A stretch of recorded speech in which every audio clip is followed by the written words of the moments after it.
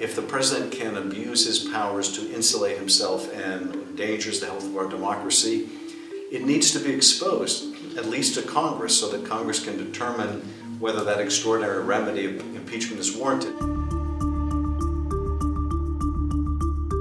We introduced a bill to deter the abuse of the pardon power. What this bill says is that if a president were to pardon someone who is involved in an investigation where the president is a target, a witness, or a subject, that those entire investigative files would be provided to Congress, so that Congress can determine, is this pardon being used to obstruct justice, to somehow protect the president from his own criminal liability or that of his family. So that's the purpose of the bill. It's introduced on the same day that Paul Manafort is being sentenced, and that's of course not an accident.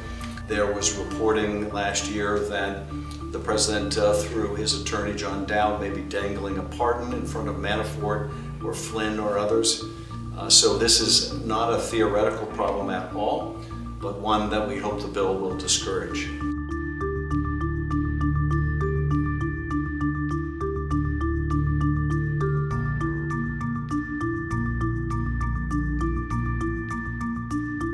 So your goal is, if or when Manafort gets pardoned by President Trump, then Congress gets a hold of all of these files regarding him? Yes, but it's really not confined to the situation with Manafort. This would say that if this president or any president were to use the pardon power in an abusive way to protect themselves from criminal investigation by encouraging a witness to clam up, for example, that those files are exposed to Congress. Now, I would hope in the case of Manafort, whether there's a pardon or not, that the Mueller report, which will cover Manafort and everything else he's been investigating, that report I would hope will already be made public, will already be provided to Congress. If it's not, we're going to fight to make sure that happens, because this is too big to be swept under the rug.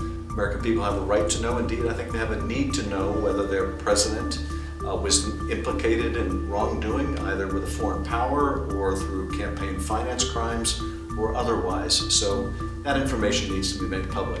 So is the idea behind this legislation is that when Congress then has that information, that could potentially prove obstruction of justice, which could become helpful in political impeachment proceedings?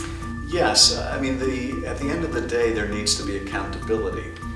If the president can abuse his powers to insulate himself and either cover up criminal activity or engage in criminal activity, or engage in activity, whether it's criminal or not, that is violative of our system of government or endangers the health of our democracy, it needs to be exposed, at least to Congress, so that Congress can determine whether that extraordinary remedy of impeachment is warranted. But in its absence, you have a president who's effectively above the law, where they can countenance others around them to break the law, and then simply pardon them if they get caught.